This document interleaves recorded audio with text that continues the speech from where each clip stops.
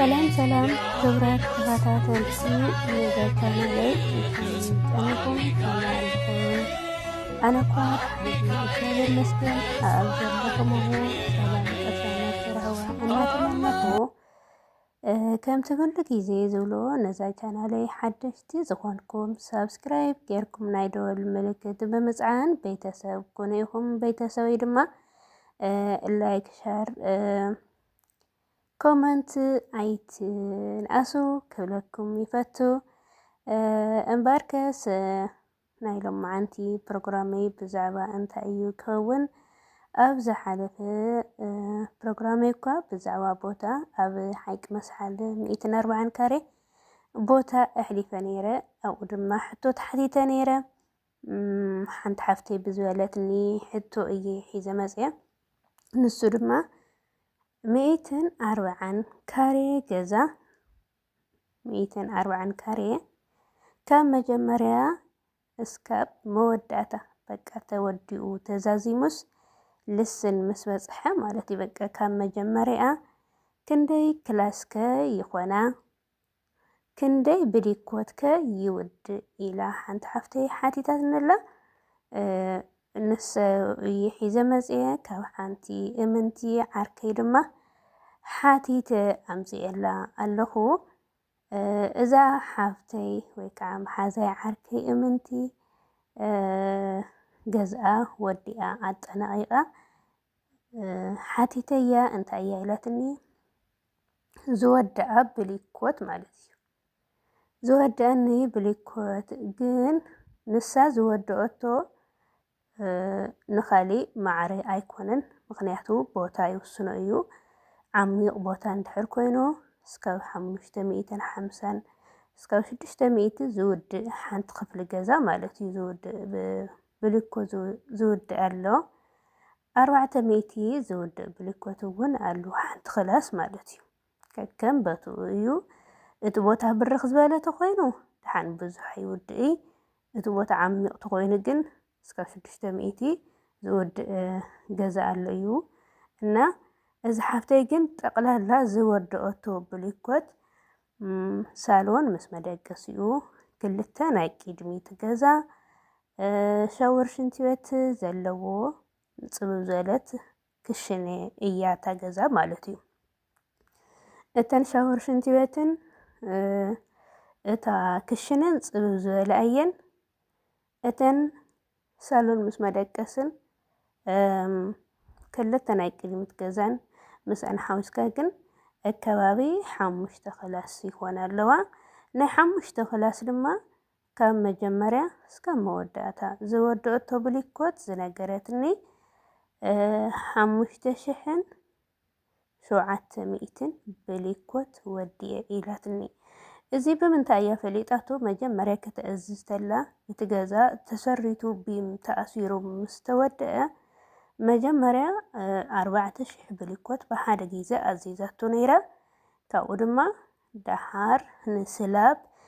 ልዕሊ ቆርቆሮ መዛዘሚ ተባሂላ 1700 ድማ ብጥቕልሉ ወሲኻ ጠቕላላ 5700 ብሊኮት ወዲየ ኢላትኒ ዋጋ ከከም ከተማው እዩ ንኣብነት ኣብ መቐለ ቅንስ ዘበለ ይህሉ ኣብ ካሊእ ዓዲ ወስኽ ዘበለ ይኹን ኣነ እኳ ኣብ ኣፅቢ ዝሓለፍክዎ ምስ ብዘይ መፅዓኒኡ 63 ኣብ ዝሓለፈ ቪድዮ ኣሎ እዩ መመሊስኩም ምርኣይ ይከኣል እዩ ንሳ ኣብ ኣፅቢ እያ ኣስሪሓቶ እቲ ገዛ ኣብ ኣፅቢ ዝተሰርሐ እዩ ብስሳይ ሰለስተይ በቲ ሕዚ ዘሎ ዕዳጋ እየ ክነግረኩም ምክንያቱ ሕዚ እየ ተሓቲተ ዘለኹ እቲ ሓፍትና ግን ኣብ ዳሓናተሉ እያ ኣዚዛቶ ያንሲ 35 ንሓደ ብሊኮት ተሎ እያ ገዚኣቶ ነይራ ማለት እዩ ሕዚ ግን 63 ዕፅፊ ወሲኸሎ ንኣብነት ኣብ ኣፅቢ ዝተሰርሐ ብሊኮት 63 ኣሎ ዝሓተትክን ሓፍተይ ድማ ኣብ ከባቢኺ ቦታ ዘሎ ጠይቂ ኸይ ተራብሒ ኣብቱ ከባቢኺ ወይ ከዓ ክብቕሮ ተወስድዮ ትኾንክ ድማ 57 56 ኣሎ ካብ በቃ ኣብ ዘለኽዮ ቦታ ኣብቱ ዝስርሐሉ ቦታ ካብቱ ትገዝእዮ ብሓፂሩ ሲ ካብቱ ትገዝእዮ ቦታ ኢኺ ጠይቅኪ ተራብሒ 140 ካሬ ገዛ ድማ 5700 ብሊኮት ወዲኤ ኢላትነላ ናትክውን ቦታኺ በሪኽ እንተኾይኑ ናብ 5500 ክቕንስ ይኽእል እዩ እንድሕር ዓሚቕ ኮይኑ ድማ ያው ነደቕትውን ከም ሰብካ እዩ ማለት ሲ ከም ነደቕቶም ጥዑያት ነደቕት ኣለዎ ከም ድሌቶም ዝሰባበርዎ ብሊኮት እውን ኣለዉ እዮም ኣብዝሓ ዝሰብሩ ብሊኮት እውን ኣለዉ እዮም ብተጠንቀቕ ብተኣማንነት ብጽፉፍ ስራሕ ዝሰርሑ እውን ኣለዉ እዮም ከም ነደቕቶም እና ከም ነዳቂኡን ከም በትኡን እዩ ዝውስኖና እዚኣ ትመስል ማእኸለዋይ ግምት ንምሓዝ ግን 5700 ብሊኮት ንኮምፕሊት 140 ካሬ ገዛ እዚአን የኣኽላ ስለዝሓተትክኒ ድማ ኣዝየ ዘመስግን የቐኒየለይ ብጣዕሚ ክብረት ያብለይ ምክንያቱ ኣነ ክሕተት ተለኹ ንዓይ እውን ትምህርቲ ይኮነኒ ብዛዕባ ገዛ ኣፍልጦ የነበረንን ክንደይ ብሊኮት ይውድእ ብምንታይ ይስራሕ ከመይ ይስራሕ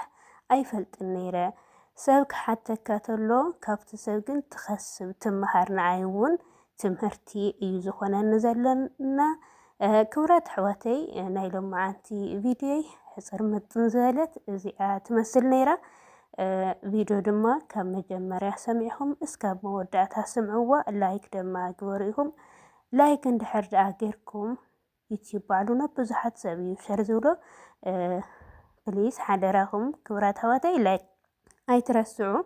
ምክንያቱ እቲ ላይክሲ ንዓይ ትጠቕመና እያ ምክንያቱ እዛ ቻናል እዚኣ እንድሕር ዓብያ ኣነ ሓፍትኹም ዓብየ ኣለኹም ማለት እዩ እና ላይክ ወሳኒ እዩ ናኻቶም ሰከንድ ኣይትውደልኩም ናትን ግን ንዓይ ግን ንኩሉ ግዜ ኣብ ዓብዪ ደረጃ እንድሕር በፂሐ ኮይነ ናመስገንክኹም እየ ክነብር ብእውነት እንድሕር ዓብየ ሻላ ተኸታተልተይ ኣብዚ በፂሐ ናበልኩሲ ንዓኻቶም ክብሪ ምስጋና እናመስገንኩን እናኽበርኩን እየ ክነብርና ክብራት ኣሕዋተይ ነዛ ቻናለይ ኣዕብዩለይ ናበልኩ ብትሕትና እላበበኩም ማለት እዩ እዚኣ ትመስል ነይራ ካልኦት ኣሕዋተይ ድማ ዝደለኽምዎ ዓይነት ቦታ ድዩ ወይ ኣቑሑ ዝደለኽምዎ ኣብ ኮመንት ኣምጡለይ ከምዚኣ ገይረ ብዝኽኣልክዋ ከምዚኣ ገይረ ከምፅአልኩም እየ ካብኡ ድማ ዝደለኽምዎ ኣብ ደገ ኮይንኩም ናብ ዓዲ ድዩ ናብ ዘለኽምዎ ድዩ ዝደለኽምዎ ክዳውንቲ ዘመናውን ባህላውን ኣብዘ ኮይንኩም ድማ ብዛዕባ ህንፃ መሳርሕታት ሲሚንቶ ብሊኮት ተንዲኖ ከምኡ ድማ ኣቑሑ ገዛ እውን ናብ ዝደለኽምዎ ክንእዘዝ ኢና ኣዝዙና ኢኹም ናይ ፌስቡከይ ሽም ድማ ኣፅቢ ወንበርቲ ዓደይ ይብል ወይ ድማ ሃይልሽ ፍቅር ኢልኩም ክትረኽቡና ትኽእል ኢኹም ክብራት ተኸታተልተይ ንሎማዓንቲ ዝበልክዋ ፕሮግራመይ እዚኣ ትመስል ሰናዩ ሰናይ ቅንያት ብኻሊእ ቪድዮ እስካብ ነረኸብ ድሓን ቀኒለይ ቻው ሰናዩ ሓደራ ላይክ ሸር ሳብስክራይብ ኣይትረስዑ